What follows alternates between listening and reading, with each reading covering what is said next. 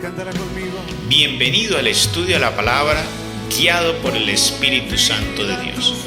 Nos conectamos en live en TikTok martes, jueves y viernes a las 7 de la noche en el canal @soldado de Cristo. Si no puedes asistir, puedes encontrar el estudio de la palabra en nuestro canal de YouTube Evangelio Diario, donde podrás ver todos los capítulos uno a uno. Esperamos que sea de gran edificación para tu vida. Disfrútalo y comparte.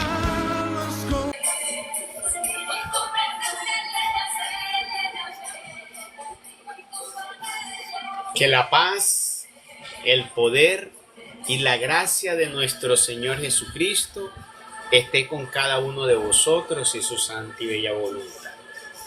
Vamos a dar inicio a este momento de aprendizaje, de este momento de crecimiento espiritual con el estudio de la palabra de Dios. En el nombre de Dios Padre, de Dios Hijo y Dios Espíritu Santo. Padre nuestro que estás en los cielos, santificado sea tu nombre. Venga a nosotros tu reino. Hágase tu voluntad en la tierra como en el cielo. Danos hoy nuestro pan de cada día. Perdona nuestras ofensas, como también nosotros perdonamos los que nos ofenden.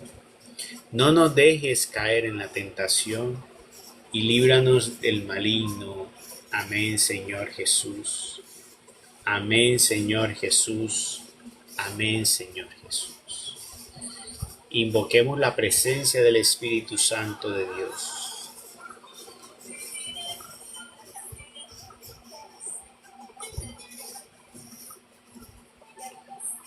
Hermoso Espíritu de Dios, queremos clamar tu presencia en el nombre poderoso de Jesús de Nazaret. Clamamos, oh hermoso Espíritu de Dios, tu compañía. Queremos, Espíritu Santo de Dios, en el nombre poderoso de Jesús de Nazaret, que seas tú hoy el que nos guíe, el que nos enseñe. Pon en nuestros labios las palabras de verdad. Pon en nuestros labios palabras de sabiduría. Permítenos comprender y entender tu santa palabra. Con ella alimentanos, con ella sácianos, con ella rompe con todas esas ataduras y cadenas. Que con tu palabra podamos nosotros revitalizarnos interiormente, ser sanados para la gloria de Dios. Con tu palabra revividos, resucitados, con el mensaje de lo alto, con el mensaje que alimenta, que sana. Hermoso Espíritu de Dios. Aquí estamos, Espíritu Santo, abriendo nuestro corazón para ti. Ven, hermoso Espíritu de Dios, y sé tú en medio de nosotros, con tu presencia. Lávanos, límpianos, protégenos. Llévate toda la interferencia del enemigo y enséñanos. Enséñanos de los misterios ocultos a los hombres. Enséñanos de esas grandes revelaciones para los sencillos y humildes. Permítenos comprender y entender para que podamos nosotros discernir el camino a tomar, las decisiones a tomar, para honrar a Dios, para glorificar a nuestro Señor. Toma, Espíritu Santo de Dios, hoy la vida de cada uno de mis hermanos, el lugar donde ellos están, a los que han de escuchar en diferido, para que sea tu poderosa obra, presencia, obrando en sus vidas y en sus hogares, para gloria y honra de nuestro Señor Jesucristo, Señor y Dios nuestro, que en lo alto es grande y poderoso, vive y reina por los siglos de los siglos. Amén. Amén y amén. Muy bien. Estamos para iniciar, entrar el capítulo 17, primera de Samuel 17. Tenemos para el día de hoy. Abre, Señor, mis labios y mi boca proclamará tus alabanzas. Entramos en esta fase donde Dios escoge a David, el más pequeño de todos. Lo escogió Dios para liberar a su pueblo y para guiar a su pueblo. Escogió Dios al más pequeño de la casa de David, al más joven. Porque Dios no necesita ni al más experimentado ni al más fuerte. Porque todo eso lo hace Dios. Para que el hombre no se ufane de lo suyo, a Dios le gusta tomar muchas veces para humillar al hombre en su sabiduría y en sus fuerzas y en su poder. Por eso Dios le gusta tomar a los sencillos, a los humildes, para así poder humillar a los que se hacen llamar poderosos, porque son solamente poderosos porque Dios les permite y que sean así en la tierra ante los hombres. Pero ante Dios toda rodilla se doble y nada está por encima de Dios. Entonces tomó Dios al más pequeño, a David, despreciando a Saúl, que había desobedecido a nuestro Dios. Y unge entonces por medio del profeta Samuel, va y unge a David, quien Dios lo manda para que vaya a su casa y unja a el rey David. Muy bien, vamos a comenzar entonces hoy. En este capítulo 17, Goliat desafía a los israelitas. Goliat era un filisteo, pertenecía a un pueblo pagano, y ellos se sentían seguros en Goliat. Comenzando porque Israel en ese momento no era un pueblo bélico en cuanto a armamento, o sea, no tenía ni el mismo número de soldados ni la misma capacidad de armamento. Y en ese tiempo no existía el armamento de ahora, pero estamos refiriéndonos a las armas con las que luchaban, que eran como espadas y cuchillos muy rústicos de ese tiempo. Esas eran las armas de ellos. Todavía no existía la pólvora en ese momento. Entonces, ellos se sentían por ese lado seguros. Pero Dios siempre había utilizado a Israel, siendo menor a los pueblos, siempre hacía ganar a Israel, pero no por el poder de Israel, sino porque Dios siempre utilizaba algo importante, la estrategia para luchar. O sea, Dios nos ha enseñado con el pueblo de Israel que no es la fuerza bruta y que a veces queremos ganarnos las cosas, como dice, atravesando. Vamos con el río en contra y vamos metiendo por ahí la cabeza.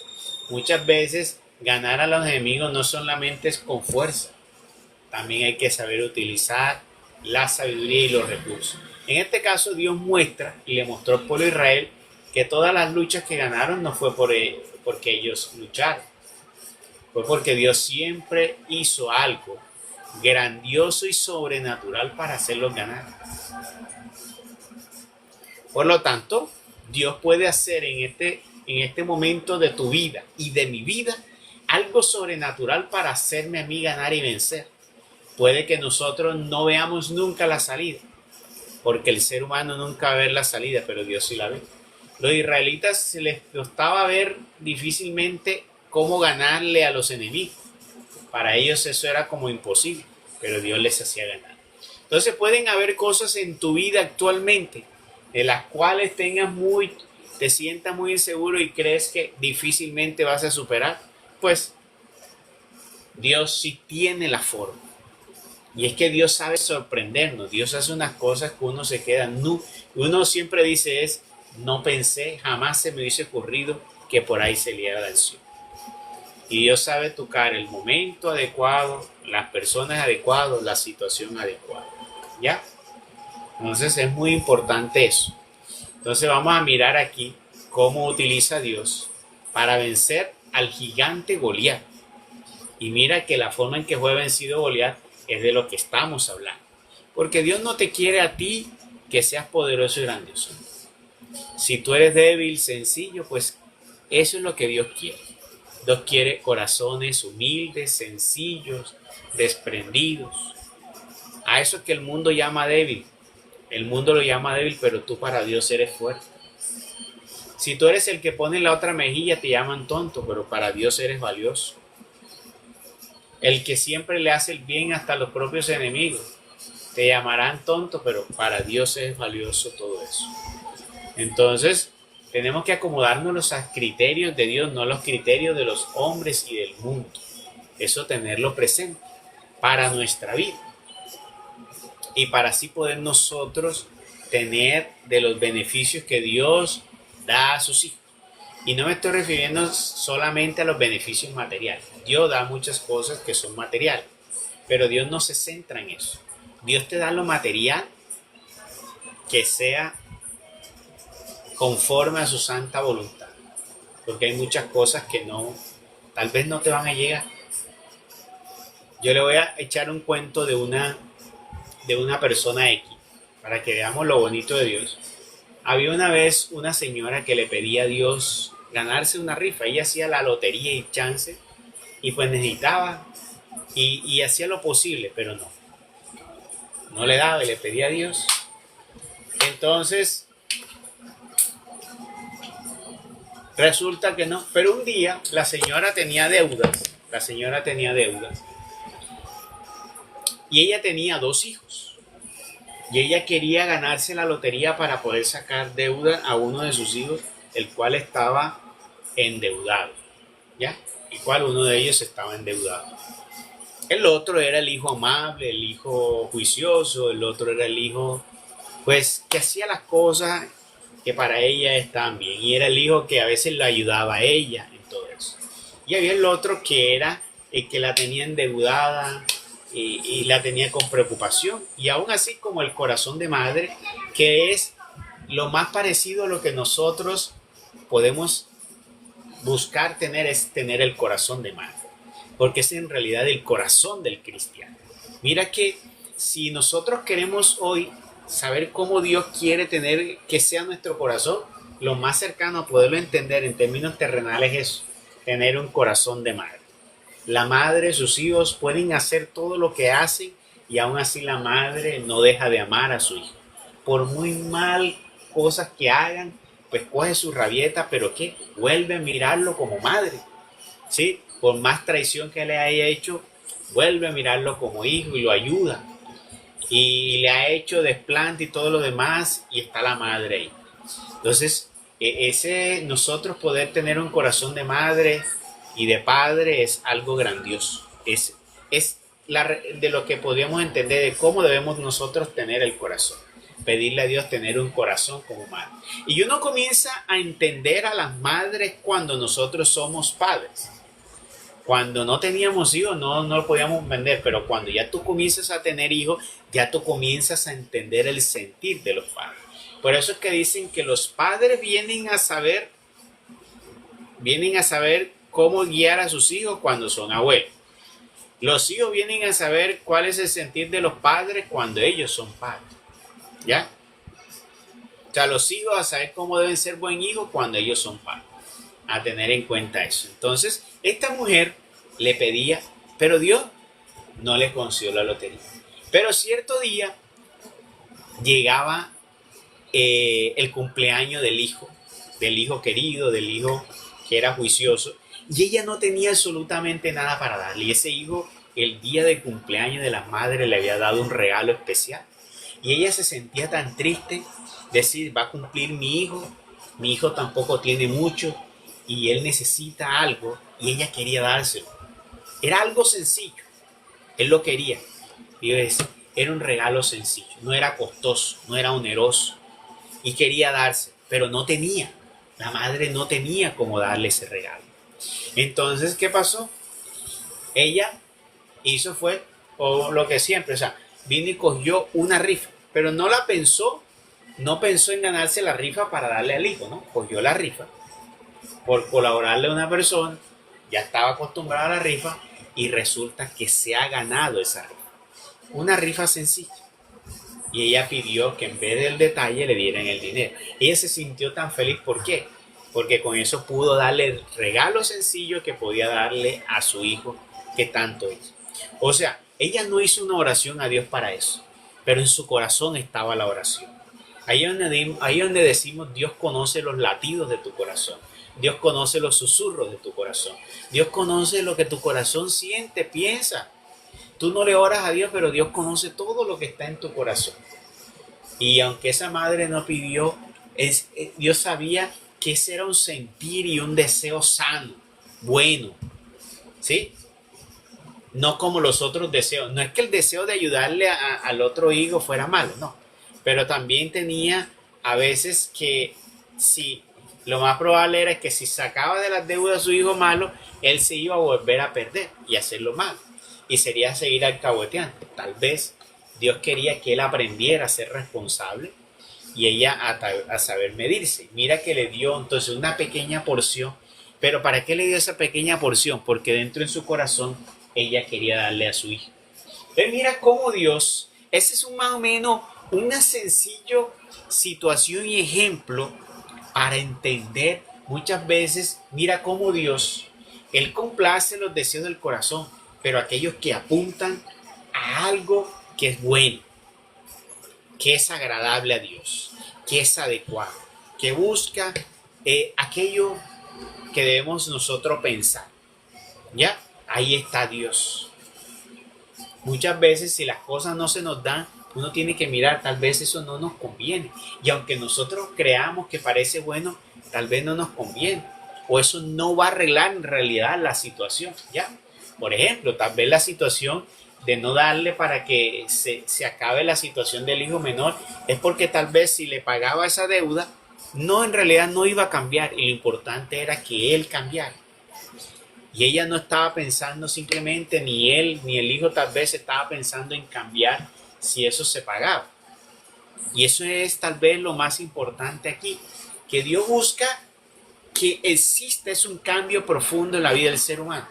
Y después de eso, cumplir esa palabra que el Señor ha dicho, busca el reino de Dios, que lo demás llega por añadidura. Entonces, eso puede suceder en nuestra vida. Si nosotros buscamos primero el reino de Dios, lo demás va a llegar por añadidura. A esta mujer le llegó lo poco que necesitaba, le llegó. ¿Porque era para qué? Viendo que Dios, ese hijo, honraba a su madre, que ese hijo tenía en cuenta a su madre, no le daba dolores, la ayudaba, era la que le daba, era como el bálsamo y la alegría de ella. Entonces, no le quiso que ella se sintiera feliz, le dio un momento de felicidad con algo tan sencillo. Y tal vez fuese más feliz que darle, también se sentiría feliz con lo otro, pero Dios sabe cómo hacer las cosas. Entonces nosotros, en vez de decir es que Dios no me quiere ayudar, porque no me quiere ayudar a salir de esa situación, no debes pensarlo así. Tal vez piénsalo es, ¿qué quiere Dios que yo entienda?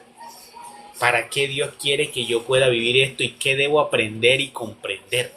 Entonces tenemos que tomarnos el tiempo muchas veces de meditar las cosas, comprender los designios de Dios. La palabra de Dios dice que nosotros debemos pedir al Espíritu Santo que nos dé la luz para poder discernir la bella voluntad de Dios. Porque no solamente el ser humano tiene buenas intenciones, pero no todas las buenas intenciones nos llevan a un propósito como el que Dios aspira. Porque tener nosotros riqueza no es malo. Dios no está en contra de la riqueza. Pero si esa riqueza te va a apartar del camino de Dios, entonces mira, viste tú pudiste haber tenido las riquezas honradamente, trabajando honradamente, pero tuviste que desgastarte, dedicar mucho tiempo a trabajar, descuidaste tu familia, descuidaste hasta la misma relación con Dios, ya no oras, ya no buscas la palabra de Dios. ¿Por qué? Porque estás muy ocupado estudiando y trabajando. ¿Para qué?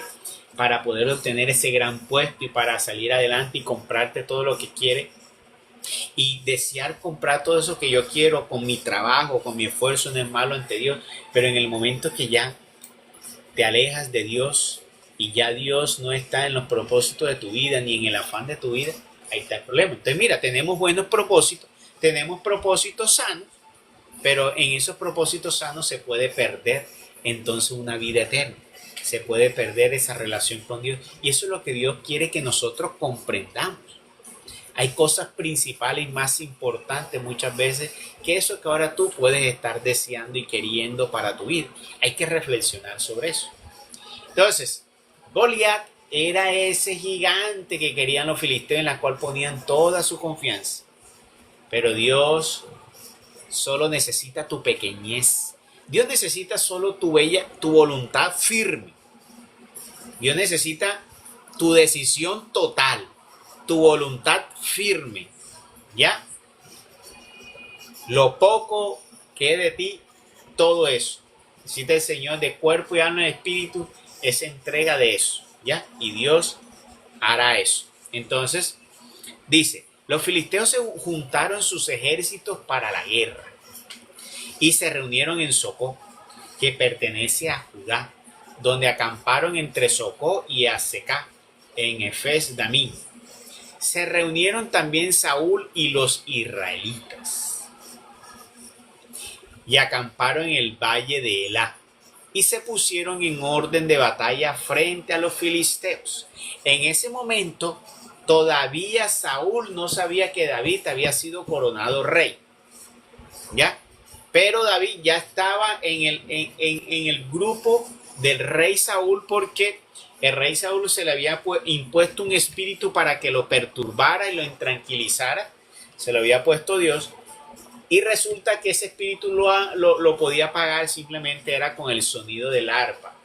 Y quien tocaba esa arpa quien la sabía tocar era David. Entonces por eso David estaba allí. Pero mira que todo eso, mira, Dios puso ese espíritu allí. Y no era tanto la función de perturbar la vida de Saúl, sino que era poder llevar que se fueran dando las cosas. La transición de dejar que Saúl, para que entrara ¿quién? Para que entrara David. Para que David, que era el nuevo rey, fuera conociendo la situación de lo que se iba a enfrentar. Y mira Dios cómo lo iba metiendo allí suavemente. Lo llevó para que se ganara el favor del rey, lo mismo que hizo con José. Lo mismo lo hizo Moisés con ¿quién? Con su suegro Jetro. Y así, con otros personajes en la vida que utilizaba el Señor. Muchas veces, por eso cuando Dios te está poniendo, tú dices, pero Dios, ¿por qué me puso aquí? Tal vez no era lo que aspiraba yo en la vida. Ese es el camino por el cual te va a llevar allá a ese propósito más grande.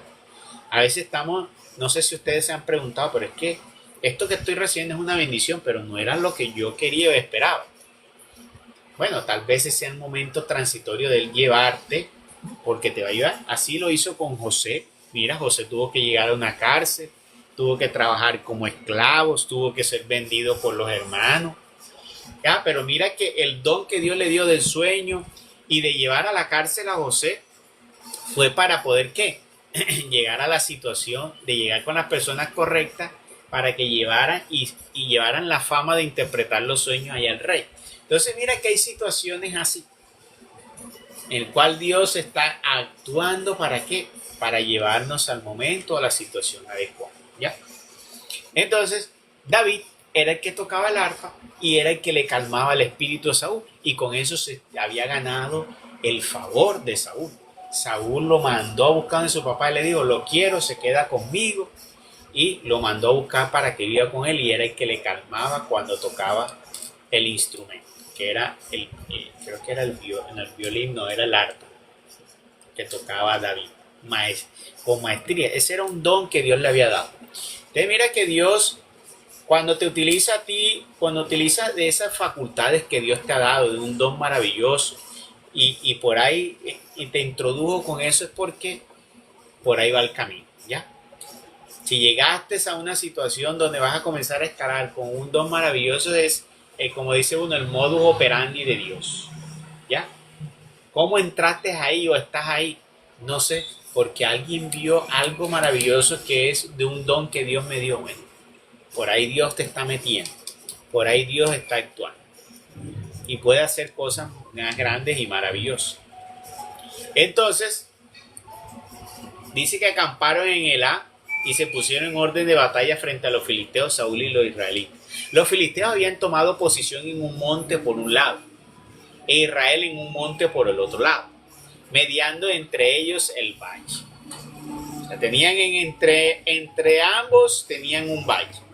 Y salió un campeón del ejército de los filisteos que se llamaba Goliat de Gat, cuya estatura era de 6 codos y un palmo. Llevaba sobre la cabeza un yelmo. El yelmo era como ese casco que se ponían de bronce para pelear. Y estaba vestido de una coraza escamada que también era como de bronce, todo eso, o de plata, siendo el peso de la coraza de 5.000 ciclos de bronce. Imagínense lo alto que era ese hombre. En las piernas llevaba grebas de bronce y sobre sus hombros un venablo también de bronce. Vamos a mirar en centímetros cuánto era la estatura de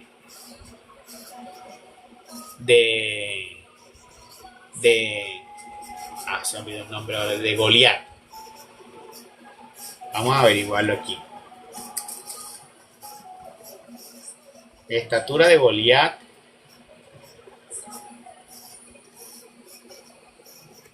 en metros.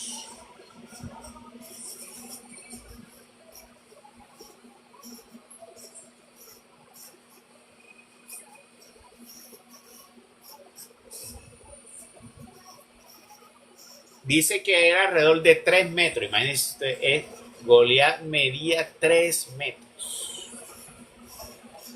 Eran 3 metros. Imagínense lo gigante que podía ser ese hombre. 3 metros. O sea, es como 3 metros es... Bueno, allá se imaginarán ustedes algo de 3 metros. Gigantísimo. Entonces, ese tenía una coraza grande. Aparte de eso, porque es importante nosotros darnos cuenta de algo. Miren, imagínense, no solo aparte de lo grande que era y musculoso, de lo fuerte que era, sino que estaba cubierto. En la cabeza tenía como ese casco que antes era de material de bronce y de plata. Lo tenía puesto en la cabeza. En el pecho, él tenía también puesto otro que era de ese material. O sea, ahí no entraba cuchillo. Ahí no entraba cuchillo ni nada de eso. Entonces, miren, es importante tenerlo para lo que vamos a mirar más adelante. Entonces, tenía entonces yelmo de bronce en la cabeza y estaba vestido con una coraza escamada, siendo el peso de la coraza de 5.000 ciclos de bronce. Imagínense ustedes lo pesado que era. En las piernas llevaba grebas de bronce, o sea, eso que tapa las piernas, y sobre sus hombros un venablo también de bronce. O sea, como quien dice, este hombre estaba forrado de bronce. Él hasta de su lanza era como el engullo de un telar y la punta de su lanza pesaba 600 ciclos de hierro. Tenía una lanza de hierro. De hierro.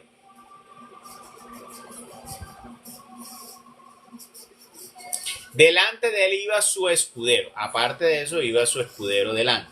Se apostó y gritó hacia la fila de Israel diciendo: ¿por qué habéis salido a poneros en orden de batalla? ¿No soy yo un filisteo y vosotros sois siervos de Saúl? Escoge un hombre que descienda contra mí. Si él es capaz de pelear conmigo y me mata, seremos siervos vuestros. Pero si yo prevalezco contra él y le mato, seréis vosotros esclavos nuestros y nos serviréis. Esta primera parte es importante que ustedes aprendan en la vida. El enemigo y Satanás siempre va a poner en la boca de tu enemigo la estrategia esa. Cuando él quiere tener la ventaja o tiene la ventaja en su terreno, tú no puedes entrar a pelear en el terreno del enemigo. ¿Ya? Eso es como el hombre que está tratando de vivir en casto y va a ir a luchar en las discotecas para mirar a ver si él es casto. Tú te estás metiendo en el terreno del enemigo. Allá tú no puedes ir bajo sus normas y sus leyes, ¿no? Bajo el trago, la música, el desorden, ¿no? Tú no puedes entrar allí. Mira que Goliat se adelantó y dijo, ¿quién le iba a poder ganar a Goliat? Ese hombre tan alto, cubierto y preparado para una persona pequeña, porque no pidió un ejército contra él, sino una persona. Y pues lo máximo que podía medir una persona en ese tiempo, pues era 1,90, bueno, póngale 2, pero ahí no habla de que haya alguien que midiera 2 metros por lo menos.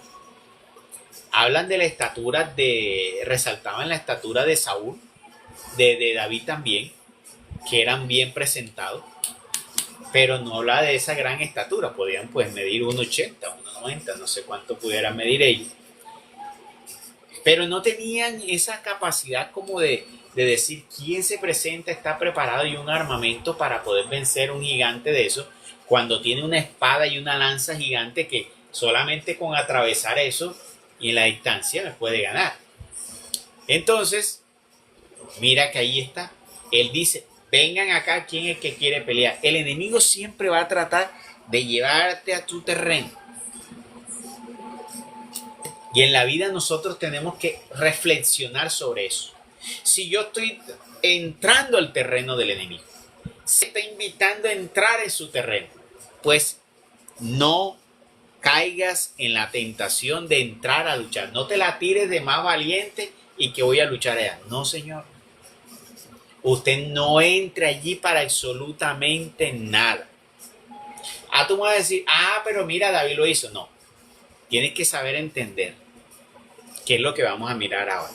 Pero tienes que mirar algo para reflexionar. Porque lo de David es un caso, dice, de esas cosas que son fuera de lo común y es una obra poderosa de Dios.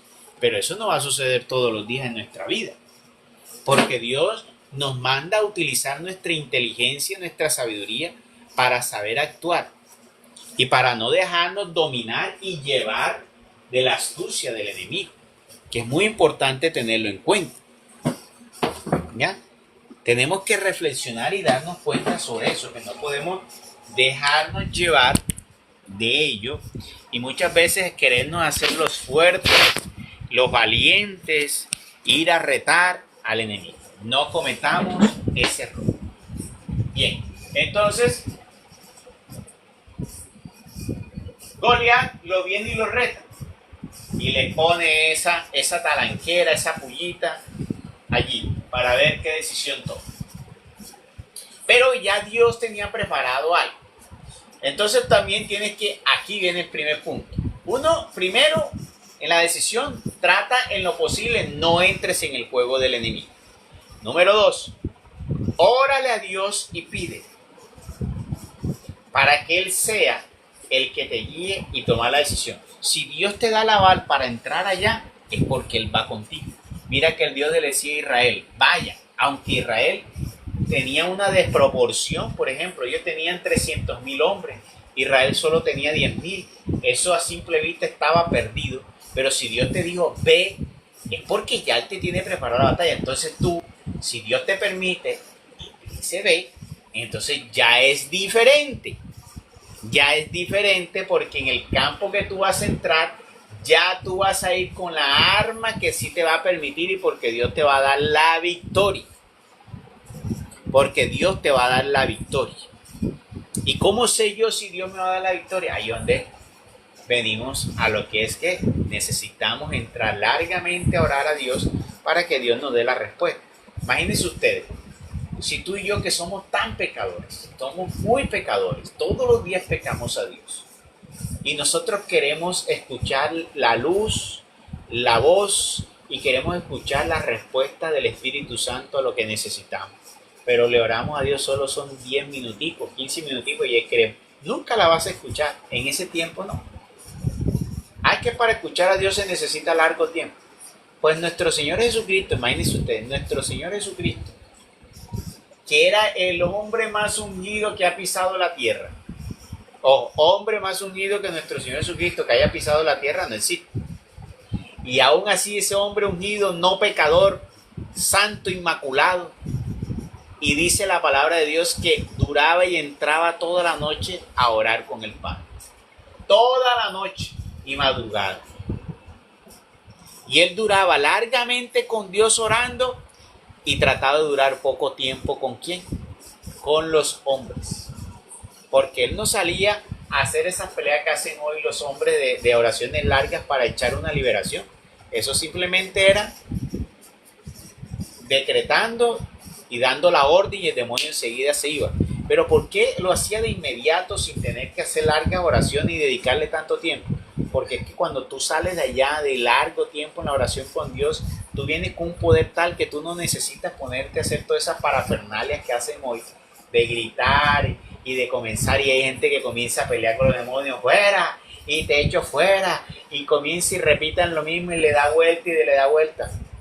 Si usted tuviera hoy ese hábito que tiene el Señor, que nos enseñó de estar largo tiempo con Él, tú no te pondrías en eso. Con una mirada y ese demonio está huyendo. Déjame quieto, te diría, y usted simplemente, en el nombre de Jesús, fuera. En este caso, en el día de hoy es, en el nombre de Jesús te doy muerte. Y desciende a los abismos de oscuridad. ¿Ya? Entonces, pero resulta que queremos tener grande poder, pero no queremos ganarnos ese poder. Y necesitamos entrar mucho tiempo en la oración. Y así poder escuchar la respuesta.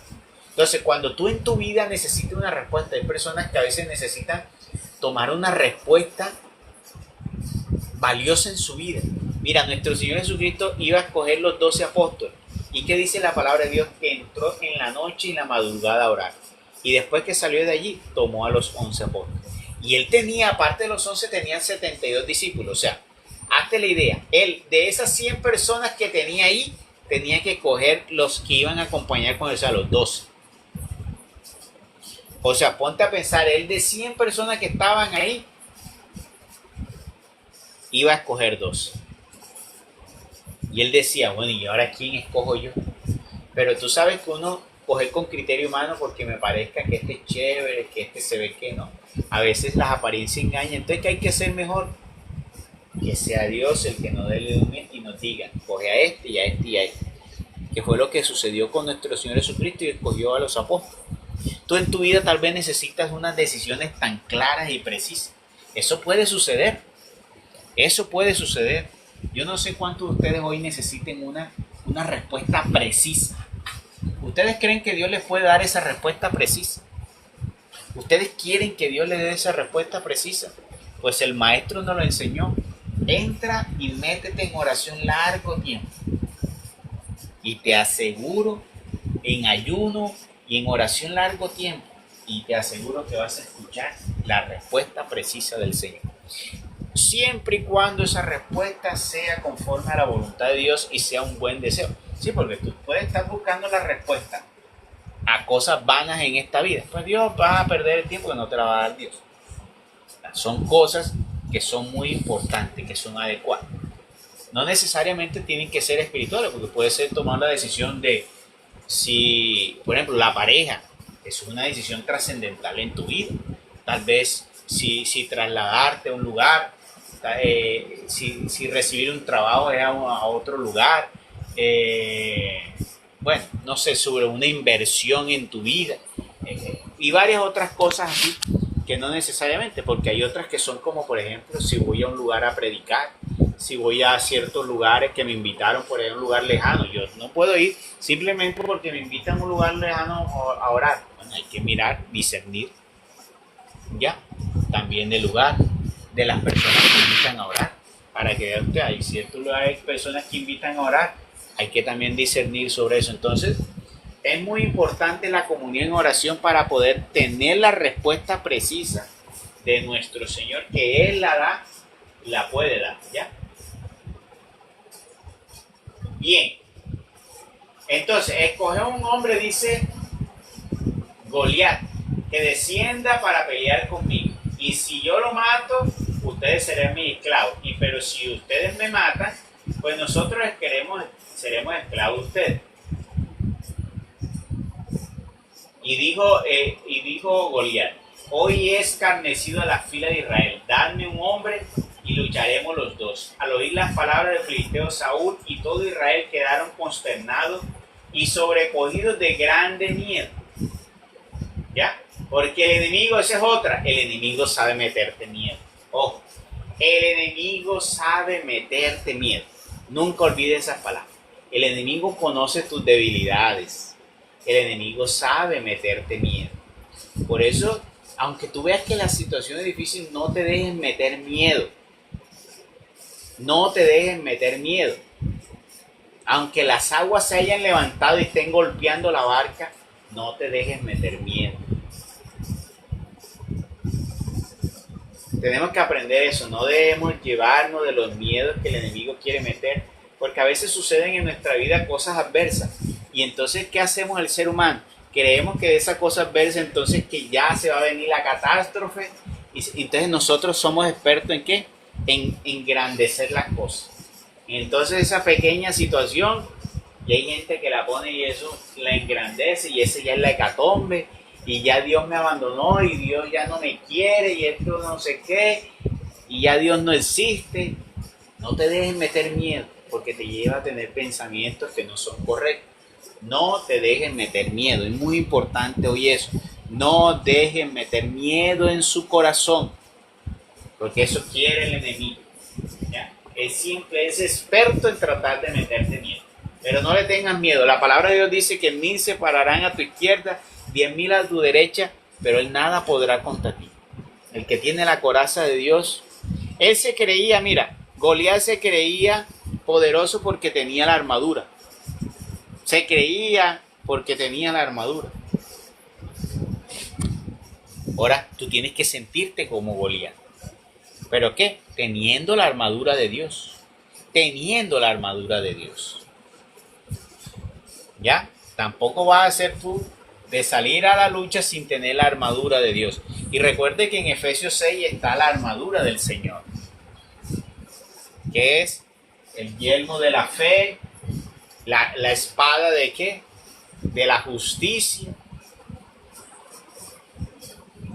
las sandalias del Evangelio.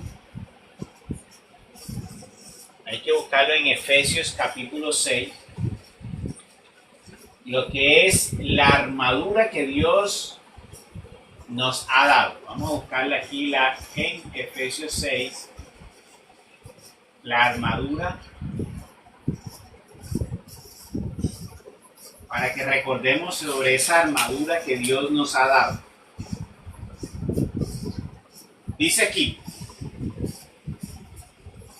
revestidos de toda la armadura de Dios para poder contrarrestar las acechanzas del diablo. Porque no es nuestra pelea solamente contra hombres de carne y hueso, sino contra los príncipes y potestades, contra los adalides de estas tinieblas del mundo, contra los espíritus malignos esparcidos en los aires. O sea, ahí no estaba solamente Goliat. Goliat representaba toda la artimaña de todos estos espíritus y todos estos demonios que tenían, ahí estaban en Goliat. En cambio, experto en tratar de hacer meter miedo. En cambio, en David estaba aquí el Espíritu de Dios, que puede estar dentro de ti. Recuerden que ese mismo Espíritu de Dios que tomó a David es el mismo que está hoy entre nosotros. No es otro, es el mismito. En los tiempos antiguos el Espíritu Santo no estaba como hoy para todos, no había descendido para todos, descendía para los que Dios mandaba. Pero hoy no, hoy está al alcance de todos los hijos de la fe. Desde el bautismo tú comienzas a recibir. Sin bautismo no podemos comenzar a recibir el Espíritu Santo. Y después comienza con el proceso donde nosotros confirmamos nuestra fe, donde nosotros nos consagramos a Dios, declaramos la fe en Dios y comenzamos a vivir según los principios de Dios. Ese Espíritu comienza a tomarnos a nosotros. Entre más nos metemos a Dios, ese Espíritu nos va tomando y nos va tomando, y somos ¿qué? Posesión de Él. Y entonces ahí nos volvemos un David contra Goliat. Y Él nos pone esa armadura, que mira lo que dice aquí entonces la armadura. Por lo tanto, tomad las armas todas de Dios o todo su arnés para poder resistir en el día ciagos y sosteneros apercibidos de todo. O sea, hay que estar alerta. ¿Ya? Por eso es importante tener espíritu para que nos mantenga alerta, porque el enemigo sabe moverse. Está pues a pie firme, ceñido vuestros lomos, ojo, ceñido vuestros lomos con el cíngulo de la verdad. Entonces tenemos que, en nosotros debe estar la verdad, hace parte de nuestra vestimenta. Que todo lo que tú hables y digas sea la verdad. Que tu vida sea una verdad. Como dicen por ahí, que tu vida sea un libro abierto, que cualquiera, tú puedas decir, cualquiera puede escudriñar mi vida. No debería existir, por ejemplo, lo que existe hoy, que las parejas tengan una situación de, por ejemplo, vamos a hablar de los celulares, que exista esa cuestión de la falta de confianza en esto. Esto debería ser un instrumento, el cual es de cada uno, pero tú no deberías tener un nivel de privacidad que digas tú, yo no quiero que lo veas, o peor aún, muestres desconfianza en eso, porque eso no debería existir en la pareja. Porque ese debe ser un aparato abierto para que lo escudriñe cuando quiera. Aunque uno no debería hacer eso, porque uno como pareja no debe hacer eso. Porque si yo vivo en la confianza no tengo que por qué llegar a eso. Gracias a Dios, no hemos llegado a eso. O sea, no nos ponemos en eso. Yo le doy gracias a Dios. Entonces, pero sí veo que se ve mucho eso hoy en día en la vida social. ¿Por qué? Porque cuando tú estás alejado de Dios, eso suele suceder. Y no debería ser así, pero para las parejas cristianas eso no debe suceder. No debería existir un matrimonio cristiano donde exista eso. ¿No? Debería el hombre y la mujer ambos saber las claves, los movimientos, todo eso, porque son uno mismo, son un solo sentir, solo vivir. No debería existir esos secretos allí. ¿Cómo va a existir esos secretos? Entonces, eso es vivir en la verdad. Así también, donde tú estés y donde tú vayas, que sea la verdad. Que tú no estés escondiendo para los demás. Y que tú hables siempre con la verdad. Entonces, eso es parte. Porque el enemigo es mentiroso. Él es el rey de la mentira. Recuerden que él es el príncipe de la mentira. Entonces, nosotros tenemos que ser la verdad, porque esa es una forma de combatirlo. Porque siempre va a buscar ¿qué? Buscar escudriñar dentro de ti para destrozar y agrandar y ponerle también mentira. Pero si andamos con la verdad, por ahí lo comenzamos a acabar. Entonces, ponte el símbolo de la verdad. Bien. De poner ceñido vuestros lomos con el símbolo de la verdad, armados de la coraza de la justicia. La coraza es lo que se pone aquí en el pecho de ese que tenía ahí Goliat, y es la justicia, que siempre vaya delante de ti.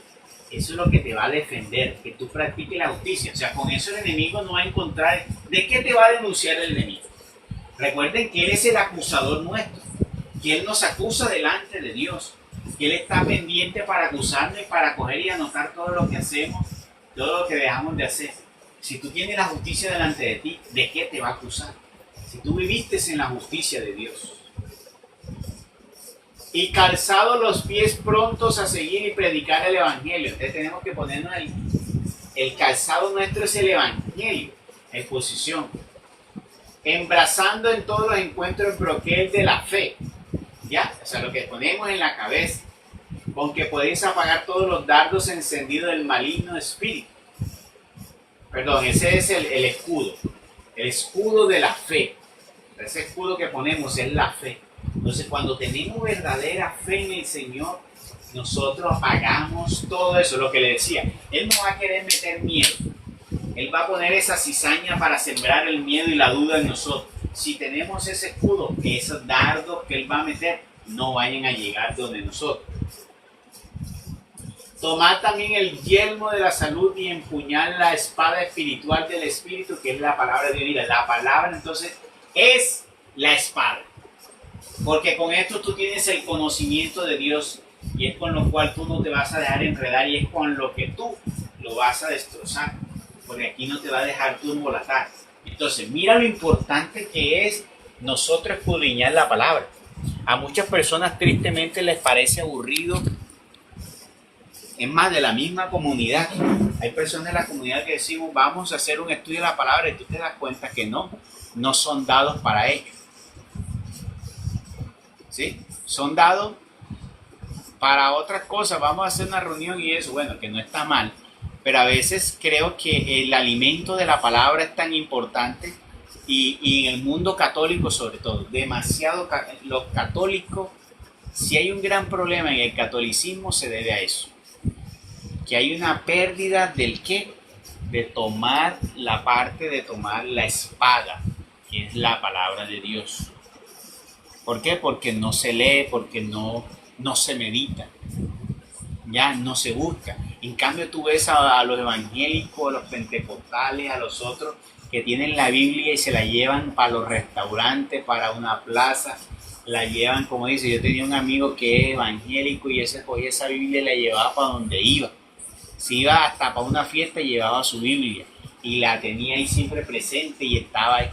Entonces uno tampoco debe volverse fanático de eso, porque tampoco debe llegar al extremo de ello decir que solo la palabra y solo la palabra, ¿ya?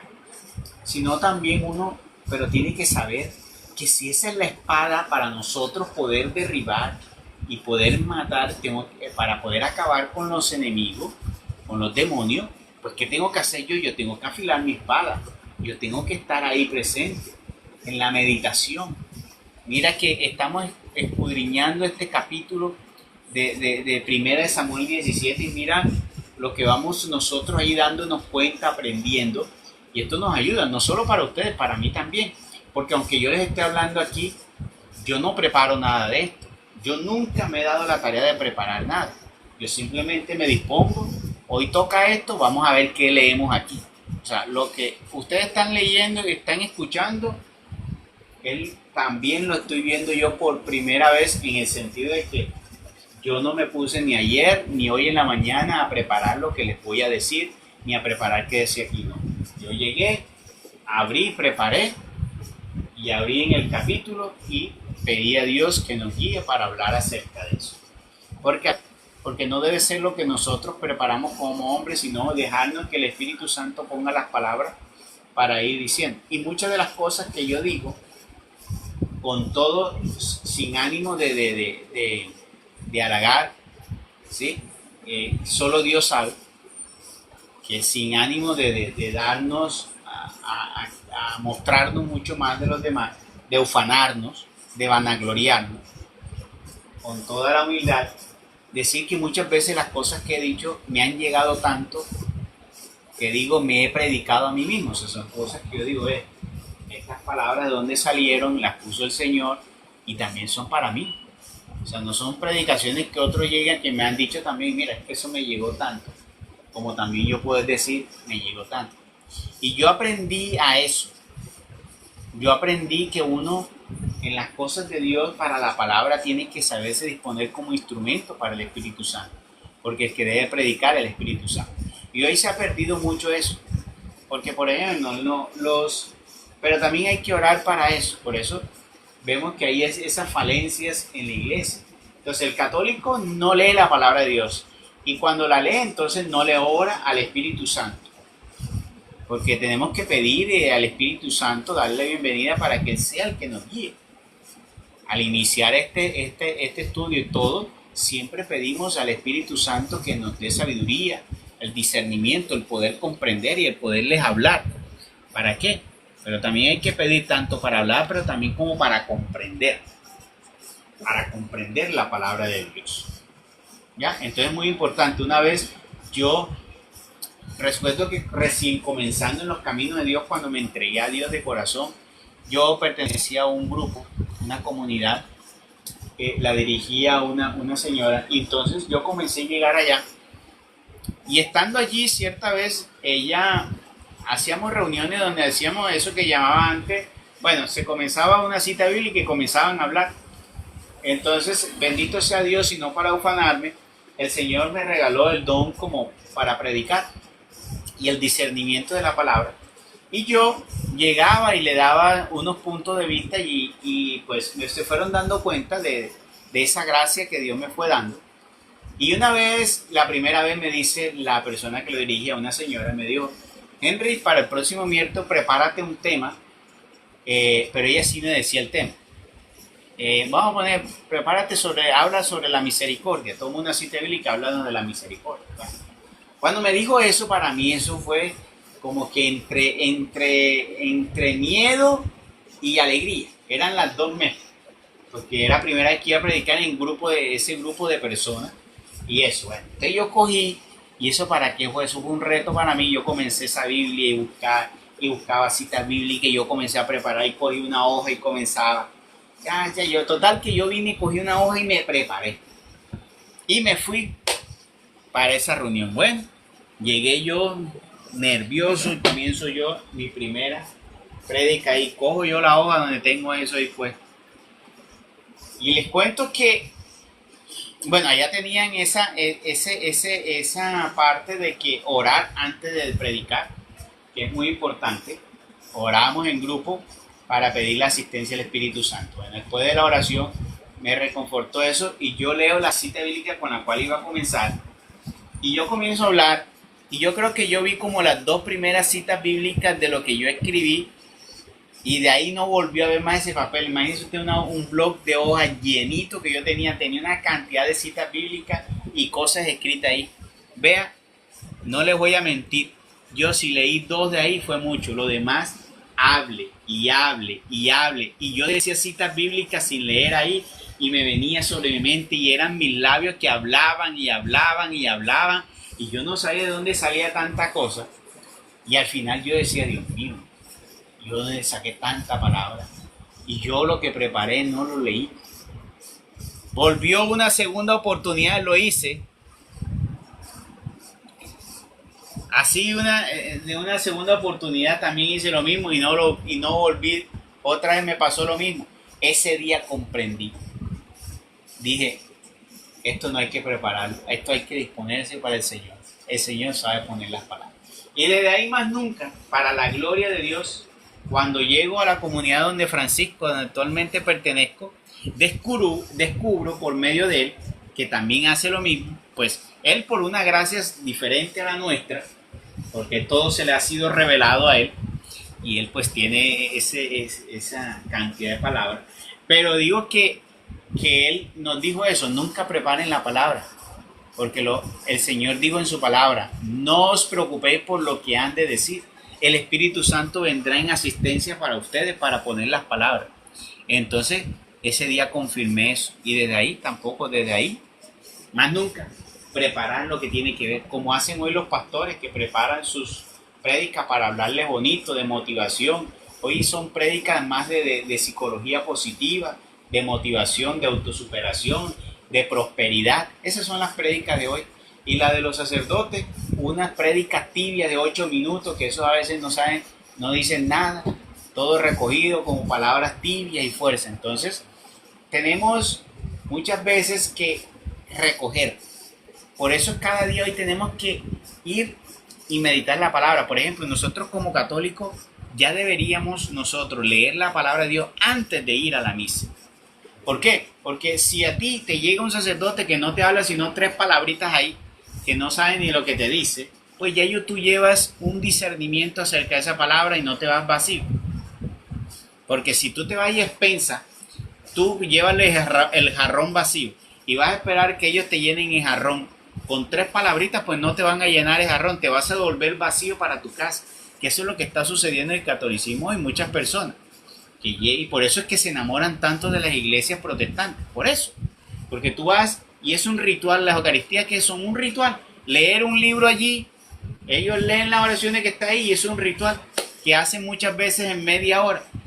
¿Qué persona se va a llenar? Una persona triste, con angustia, con tantos problemas que quieren ir allá, ¿no? En cambio tú vas a una iglesia cristiana, en cambio allá sí te coge el pastor, levanten la mano y vamos a orar a Dios, rodillémonos y comienza a predicarte y a decirte con fuerza. Claro, entonces, y te ponen ahí la música y todo eso, entonces, mira que te ayuda a romper eso que está allí, a disponer. Entonces, por eso es que han crecido tanto los protestantes. Porque tú vas a una Eucaristía y los sacerdotes no oran, ellos simplemente cumplen con el ritual del libro romano que está ahí, pero ¿quién te ora? ¿No? ¿Quién te induce a orar? Eso muy poco lo hace. Solamente el día de la hora santa, porque ni los domingos lo hace. Bendita hora santa que se creó. Qué bueno que haya existido la hora santa, para que así por lo menos ores. Pero entonces, eso no es de un día, la oración es de todos los días. Y debería ser la Eucaristía así todos los días, para que así verdaderamente ya la iglesia no estaría hoy tan opacada como está hoy. Pero dándonos cuenta, Si yo soy una persona inteligente, con discernimiento, me doy cuenta que si hay una opacidad, o sea, que si está opaco en medio de ellos la palabra del sacerdote, ¿qué tengo que hacer yo? Pues yo tengo que prepararme, porque yo no puedo estar a expensa de los otros, yo tengo que prepararme. Entonces yo tengo que coger esta palabra y tengo que devorarla, porque la palabra también es luz. Yo necesito para mí. Entonces yo tengo que discernir la palabra, yo tengo que comenzar a gastarle tiempo a discernirla, a meditarla. No es leerla, también es meditarla, es rumiarla, estar ahí presente. Eso es muy importante. Es muy importante que lo hagan ustedes, ¿ya? Y esa es la armadura que les acabo de leer, la armadura que deberíamos tener nosotros. Mira, la palabra es la espada, lo que le leí. Entonces, Goliat se sentía que tenía su armadura y se sentía.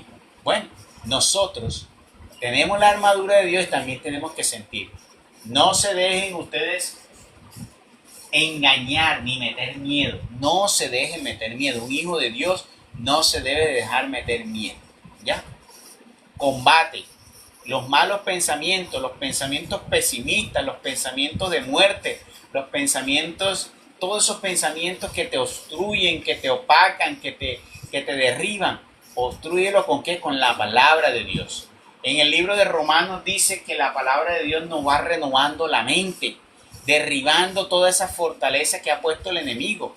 Como tú vienes de un hombre viejo, donde el enemigo te tenía azotado y te tenía encerrado con una cantidad de pensamientos perversos, malos, oscuros, de todo, hasta negativos y todo eso, pues esto, la oración y la lectura de la palabra de Dios es lo que te va a ayudar a renovar esa mente.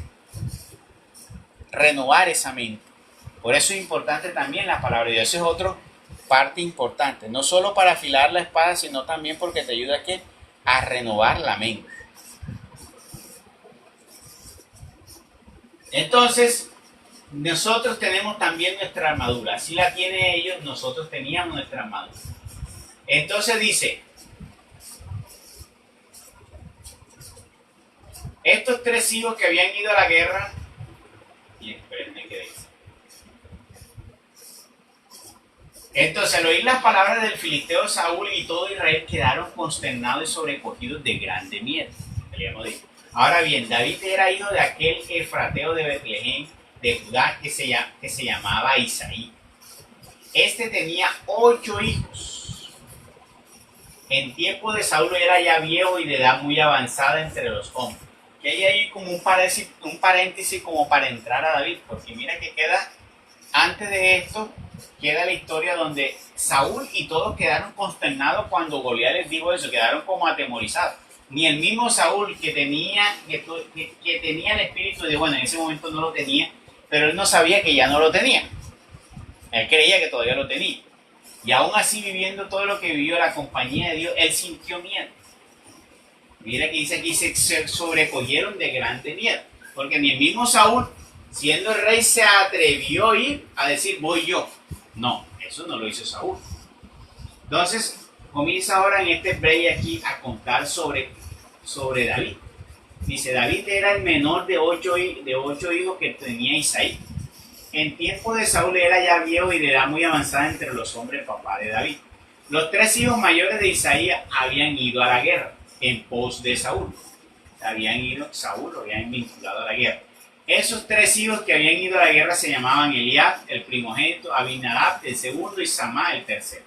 David era el menor y mientras los 3 mayores seguían a Saúl, David iba y venía de junto a Saúl para apacentar el rebaño de su padre en Betlehem. Entre tanto se acercaba el filisteo a la mañana y a la tarde, presentándose por espacio de 40 días. O sea, estas guerras no eran de un día y eso. Eran allí como de bastantes días. Y dijo Isaí a David, toma para tus hermanos un efá de este grano tostado y estos 10 panes, y llévalos corriendo al campamento a tus hermanos. O sea, David que le llevara a sus hermanos mayores que estaban en la guerra. Y estos 10 quesos los llevarás al jefe de su millar. Pregunta por la salud de tus hermanos y tráeme algo de ellos como prenda. Saúl y ellos y todos los hombres de Israel están en el valle de Elá, luchando contra los filisteos. Al día siguiente, David se levantó muy temprano y dejando las ovejas en manos de un pastor, cargó y se puso en marcha como Isaí le había mandado. Cuando llegó a trincheramiento, el ejército iba saliendo en orden de batalla, levantando el grito de combate. E Israel y los filisteos se pusieron en orden de batalla, ejército contra ejército. Entonces David, dejando el equipaje que tenía sobre sí en manos del guardia del bagaje, corrió hacia el ejército y llegado allí saludó a sus hermanos.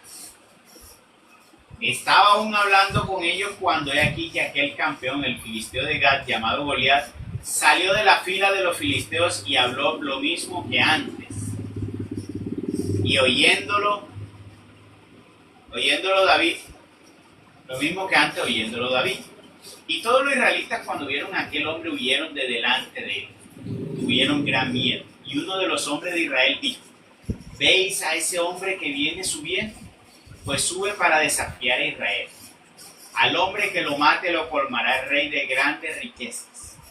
Le dará su hija y a la casa de su padre la eximirá de tributos en Israel. Preguntó David a los que estaban junto a él: ¿qué se hará al hombre que mate a este filisteo y quite el oprobio de Israel? Porque ¿quién es ese filisteo incircunciso para que insulte al ejército del Dios vivo? Dijo David. Y le repitió la gente aquellas mismas palabras diciendo: así se hará al hombre que lo mate.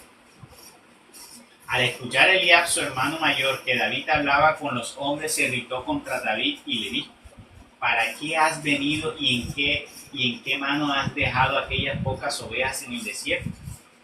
Bien conocido tengo tu orgullo y la malicia de tu corazón, pues para ver la batalla has venido.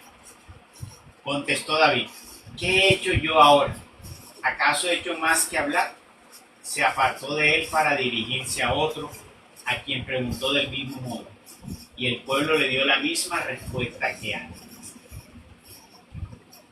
Algunos oyeron las palabras que David y las refirieron a Saúl, el cual lo hizo llamar. Y dijo David a Saúl: no se desmaye el corazón de nadie a causa de eso. Tu siervo irá y luchará con ese filisteo, le dijo David a Saúl, porque los hijos de Dios son hijos de valor, no son cobardes, porque dice la palabra de Dios que Dios no nos ha dado un espíritu de cobardía, sino un espíritu de valentía. Mas Saúl dijo a David: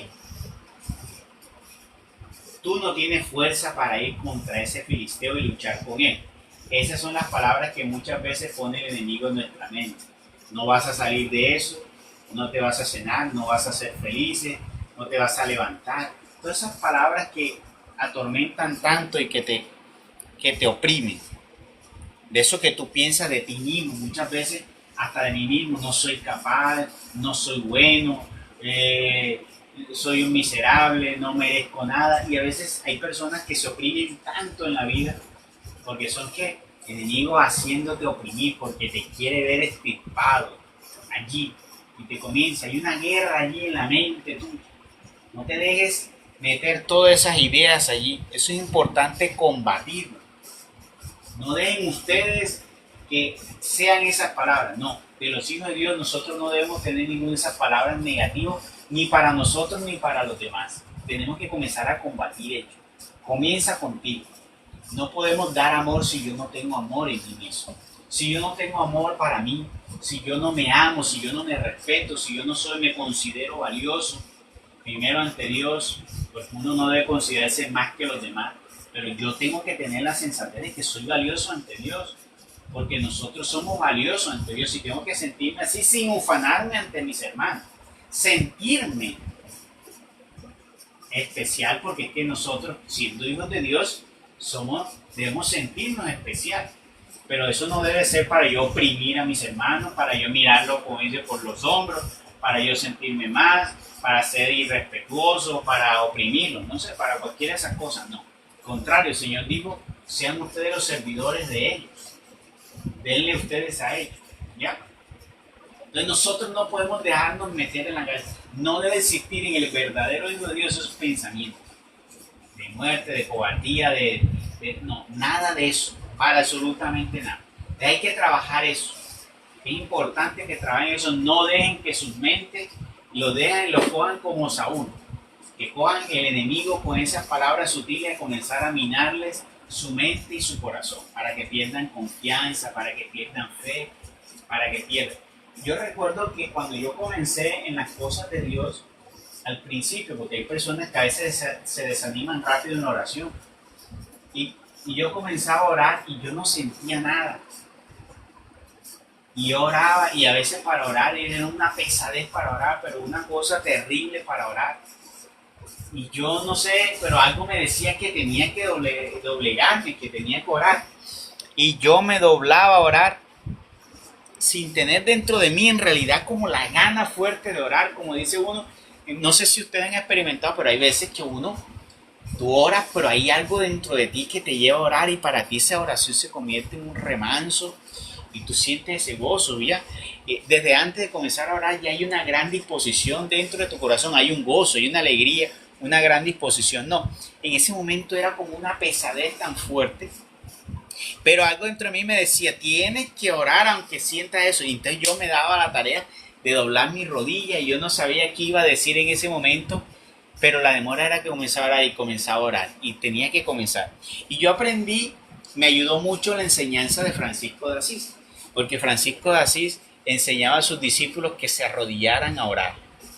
Y si no tenían nada que decir, que simplemente dijeran Señor mío y Dios mío. Y que se quedaran ahí postrados, si no tenían nada que decir, que se daran allí y repitieran en su mente. Hasta que viniera el Espíritu Santo y pusiera las palabras en ellos, y cuando ellos se levantaran de allí, se levantaran con fe y con gozo.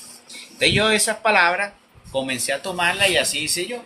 Me iba a la oración y yo comencé entonces a experimentar esas cosas maravillosas del regocijo en el Espíritu Santo, de la fuerza del Espíritu Santo. Y con el tiempo ya las cosas comenzaron a cambiar. Ya comenzaron a cambiar, entonces ya la oración se volvió algo diferente. Todavía mucho me falta, pero digo, me pongo a pensar en lo de en hace mucho tiempo, hoy hay una diferencia.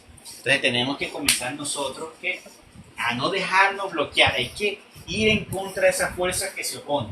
Y en la mente hay muchas que llegan ahí para oponerse. Entonces mira que le dijo Saúl a David, tú no tienes fuerza para ir contra ese filisteo y luchar con él. Pues eres joven todavía, él es un hombre de guerra desde su juventud. David replicó a Saúl, cuando tu siervo apacentaba las ovejas de su padre y venía un león o un oso y arrebataba una oveja de rebaño, yo salía en su persecución, lo hería y se la arrancaba de su boca. Y cuando se levantaba contra mí, lo agarraba por la quijada, lo hería y lo mataba. Tu siervo ha matado tanto al león como al oso, y ese filisteo incircunciso será como uno de ellos, puesto que ha insultado al ejército del Dios mío. ¿Qué tiene allí? ¿Qué tenía en ese momento David? Algo que hemos perdido mucho, que se llama el celo por la obra de Dios. Tenía encendido allí David el celo por la obra de Dios. Capaz de dar su vida por la obra de Dios. ¿Cuántos hoy somos capaces de dar la vida por la obra de Dios? No. Hoy tenemos miedo. Hoy tenemos miedo de defender la obra de Dios porque entonces nos dicen retrógrados, nos dicen de todo. Así muchas personas hoy validando lo que el mundo dice. Entonces yo no estoy en contra del aborto porque me da miedo que mis amigos me digan que soy un tonto retrógrado. ¿Cómo no voy a estar en...? Porque muchas personas hoy, si tú estás en contra del aborto, te dicen una cantidad de cosas. Pareciera que tú estuvieras apoyando lo peor. Que tú digas que estás en contra de la eutanasia, eso mejor te miran como que te deben comer, como que tú estás loco, ¿sí? Y todas esas cosas malas hoy, como que tú hoy estés en contra de decir que las personas deben vivir y los noviazgos sin fornicación. Eso es un escándalo. ¿Cómo se te ocurre a ti? ¿Ya? Que tú estés en contra del adulterio y parezca que para ellos es normal. Entonces, esas son cosas que hoy es un reto. Y las personas hoy, los valientes se defienden aunque los miren mal y todo eso. Pero hay otros que son cobardes. ¿Y qué hacen? Mejor se quedan callados para no defender. Porque así son los tibios. Está la situación y no son capaces de hablar simplemente ¿por qué? Porque no quieren que los censuren. Un hijo de Dios no se queda callado ante eso. Si estás escuchando en tus oídos que la gente está hablando de ese tipo de cosas, usted tiene que saber defender. Hay personas que dicen, no, uno no debe contender con el hermano. Y le voy a decir una cosa, si tu hermano no llegó a ti a decirte eso, pues tú para qué tienes que, o sea, no te lo está diciendo a ti, pues si lo está diciendo por allá, bueno, vaya y venga.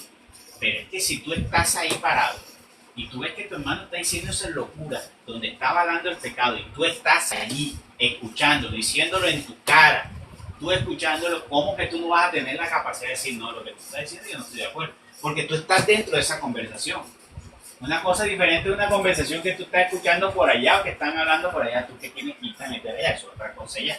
Pero tu responsabilidad es cuando te lo están diciendo a ti, tú estás ahí. Entonces tenemos que aprender a tener esa valentía hoy en día. Porque el Señor lo dice en su palabra, el que se avergüence de mí, yo me avergonzaré de ellos el día del juicio, ante mi Padre. Ojo con eso. Si nos avergonzamos de la obra de Dios y defenderlo de Dios, Dios se avergonzará de defendernos a nosotros. ¿Y de qué te va a defender si tú te avergonzaste de defender a Dios ante los hombres y la obra de Dios? Porque no solamente es defender el nombre de Jesús, es que las personas creen que defender la obra de Dios simplemente decir, yo sí creo en Dios. No, no es eso, es eso. Decir que verdaderamente tienen que defender, que eso ante Dios hay que cumplirlo y vivirlo así. ¿Ya? Hay que vivirlo así como Dios manda. Porque las personas hoy tienen una forma de vivir que va muy en contra de la voluntad de Dios. Pero nosotros, para no perder la amistad con las personas, entonces le vamos aceptando a los amigos y vamos peleando entonces nosotros preferimos hoy, y es una gran equivocación, es tener las amistades del mundo y perder la amistad con Dios. Ojo con perder la amistad de Dios. Entonces le dijo, tu siervo ha matado tanto al león como al oso. Y le dijo David también, Yahvé que me libró de las garras del león y de las garras del oso, él mismo me librará de la mano de ese filisteo. Ese es el pensamiento que debemos tener desde hoy. Hoy hemos aprendido que no debemos dejarnos llenar de pensamientos de miedo. Mas un verdadero cristiano hijo de Dios tiene pensamientos como de David. Dios está conmigo, siempre tienen que tenerlo en su corazón, no se dejen arrebatar eso, Dios está conmigo, Dios es bueno, Dios es misericordioso, Dios me puede ayudar a levantarme, ¿sí? Yo puedo, yo soy una persona valiosa ante Dios, debo orar, con la oración yo podré superar, también tengo que animarme interiormente, vamos, necesito orar. Debo ir a la oración, con eso voy a surgir, con eso voy a crecer. Necesito entrar más en la intimidad con Dios para que Dios derrame todo lo que me quiere dar, porque Dios me ama, Dios me quiere dar muchas cosas. Siempre digan todas esas palabras poderosas, grandiosas. Hay promesas, hay palabras que están en la Biblia. Aprendamos eso de los hermanos protestantes. Eso sí es bueno. Ellos cogen palabras de la Biblia para repetir, como tener esa ejaculatoria. El problema es que ellos lo utilizan ahora que para declarar. Nosotros no lo vamos a utilizar para declarar, ¿ya? Sino para tomar en cuenta. La palabra de Dios dice, por ejemplo, voy a poner un ejemplo, tú dices, la palabra de Dios dice que si yo estoy con Dios, 1000 se me pararán a la izquierda y 10,000 a la derecha y nada me harán. Entonces no tengo por qué tener miedo ahora. Nada me va a pasar, ¿ya? Porque yo me he dispuesto para Dios y estoy buscando a Dios de corazón, estoy dejando, entonces el enemigo no va a tener poder sobre mí. 1000 a mi izquierda, 10,000 a mi derecha, pero nada podrá hacer. Entonces mira que estás utilizando algo, que tú te digas, el Señor dijo que nos llevará a verdes prados, que nos llevará y rebosará la copa nuestra, que nos dará una medida suculenta y rebosada, como dijo en el Evangelio hoy. Si nosotros damos, Él nos va a dar una medida rebosante. Entonces, todas esas palabras, ¿viste? Para eso leemos la palabra de Dios, para tener palabra, para yo poder decirme, para yo poder tener en mi mente, en mi corazón, también para predicar, pero también para bloquear al enemigo. Entonces David dijo, el mismo Dios me librará de la mano de ese filisteo, con la valentía. Dijo entonces Saúl a David, ve pues y Yahvé sea contigo. Vistió Saúl a David con su armadura, le puso un yelmo de bronce sobre la cabeza y le cubrió con una coraza. Se ciñó luego David la espada sobre su armadura y comenzó a andar, porque no estaba acostumbrado a eso. Dijo David a Saúl, no puedo andar con estas armas porque no estoy acostumbrado. y quitándoselas tomó su cayado en la mano. Se encogió 5 guijarros lisos del torrente, los metió en el zurrón de pastor que traía y que le servía de bolsa, y con la honda en la mano se acercó al filisteo. Se quitó de los métodos del mundo y se fue con la fe en Dios. Venía el filisteo acercándose poco a poco a David, yendo delante de él su escudero. Y cuando miró y vio a David, lo despreció porque era joven aún, rubio y de hermoso aspecto. Porque el enemigo siempre te va a despreciar, porque él desprecia, así el mundo hoy.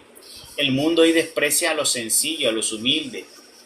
El mundo hoy desprecia a los hijos de Dios. ¿Por qué? Porque los verdaderos hijos de Dios son los sencillos y humildes.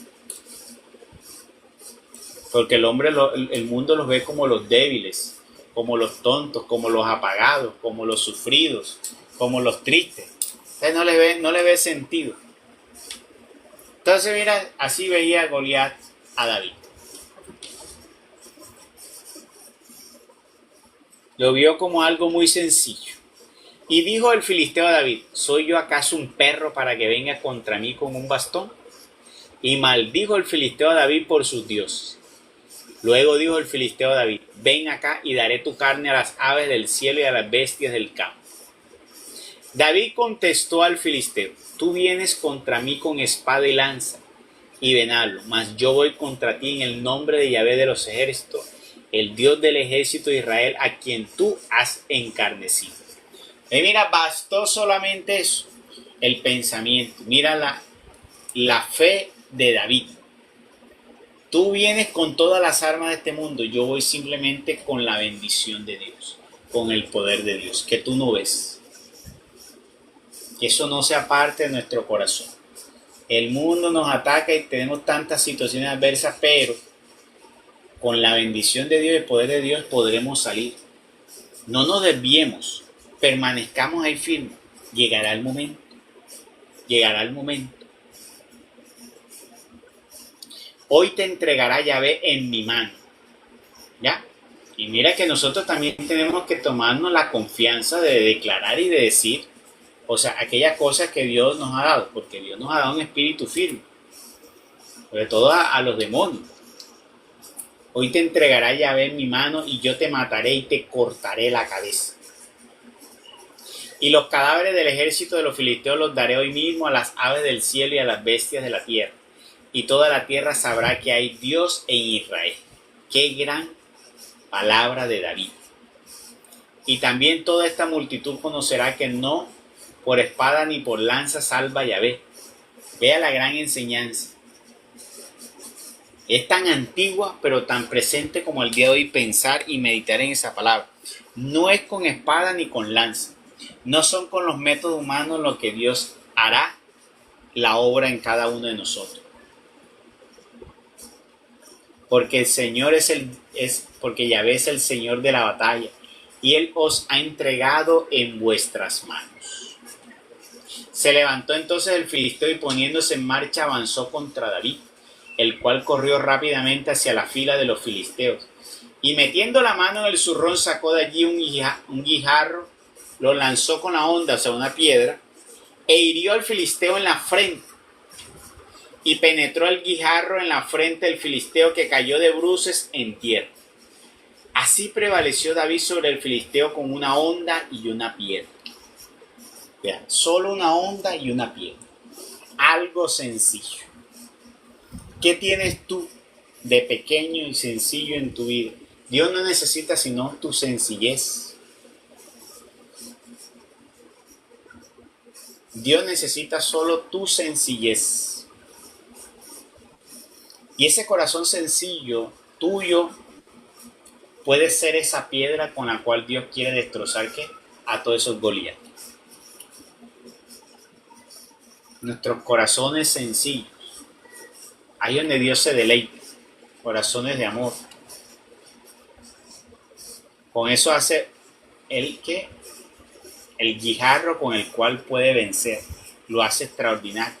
Una simple piedra en una honda fue con lo cual Dios lo puso en el lugar correcto, en la frente. Solo que fue simplemente un lanzamiento y en el lugar correcto. Todo lo hace Dios. Todo lo hace Dios. De esta guerra y de esa pelea uno puede sacar tanta enseñanza allí.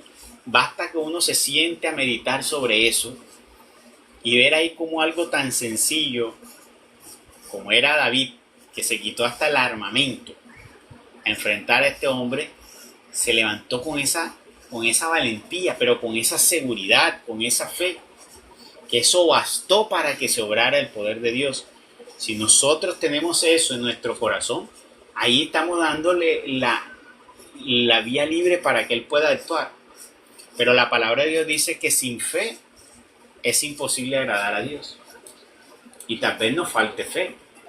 Y la palabra de Dios dice que sin fe es imposible agradar a Dios. Y sin agradar a Dios no podemos darle vía libre para que Él actúe en nosotros. Y para que Él pueda derribar esos gigantes. Se puedan derribar esos gigantes. Entonces lo penetró en la frente y cayó de bruces en tierra. Así prevaleció David sobre el filisteo con una honda y una piedra. E hirió al filisteo y le mató sin que David tuviera espada en su mano. Luego David corrió y poniéndose sobre el filisteo tomó la espada del mismo y sacándola de la vaina lo mató y le cortó con ella la cabeza. Cuando los filisteos vieron muerto a su campeón echaron a huir. Pero los hombres de Israel y de Judá levantándose alzaron el grito y persiguieron a los filisteos hasta llegar a Gat y hasta las puertas de Acarón, y cayeron traspasados muchos filisteos en el camino de Saharaí hasta Gat y Acarón. Después de volver de la persecución de los filisteos, los hijos de Israel saquearon su campamento, y tomando David la cabeza del filisteo lo llevó a Jerusalén, mas las armas del mismo las puso en su tienda. Y mire entonces la obra poderosa, valiente y grandiosa de ¿quién? De una simple persona que creyó en Dios. ¿Ya? Que creyó en Dios y que no miró en realidad tener grandes armas ni miró al enemigo. Miró simplemente, creyó en Dios. Se apegó a Dios. Eso hizo a David hoy una historia grandiosísima para David que llega hoy para enseñarnos muchas cosas a nosotros hoy. Para aprender de David. Esa parte de David, porque después David hizo una parte que no deberíamos aprender más adelante, que fue cuando cayó. Entonces dice, cuando Saúl vio a David salir al encuentro del filisteo, dijo a Abner, jefe del ejército, ¿de quién es hijo este joven Abner? A lo que respondió Abner, por tu vida, oh rey, que no lo sé. Y dijo el rey, pregunta de quién es hijo el muchacho. Cuando David volvió después de dar muerte al filisteo, lo tomó Abner y lo llevó a la presencia de Saúl, con la cabeza del filisteo en su mano. Saúl le preguntó, ¿de quién eres hijo, joven mío? Y respondió David, soy hijo de tu siervo Isaí Betlehemita. Y allí termina el capítulo 17 de Primera de Samuel con la historia de David venciendo a Goliat. Un pequeñito venciendo al grandote. ¿Sí? Un pequeño. Porque lo pequeño del hombre para lo que es el mundo es grande ante Dios. Porque el mundo nos ve como pequeños, pero para Dios son los grandes. Entonces, hemos aprendido esas cosas muy valiosas hoy y espero que hoy las guarden y la atesoren en el corazón como una gran enseñanza para cada uno de nosotros. Y cuidar que no nos dejemos atemorizar del enemigo. ¿Sí? Mira que esa piedra con la que venció hoy en día, esa piedra es un corazón.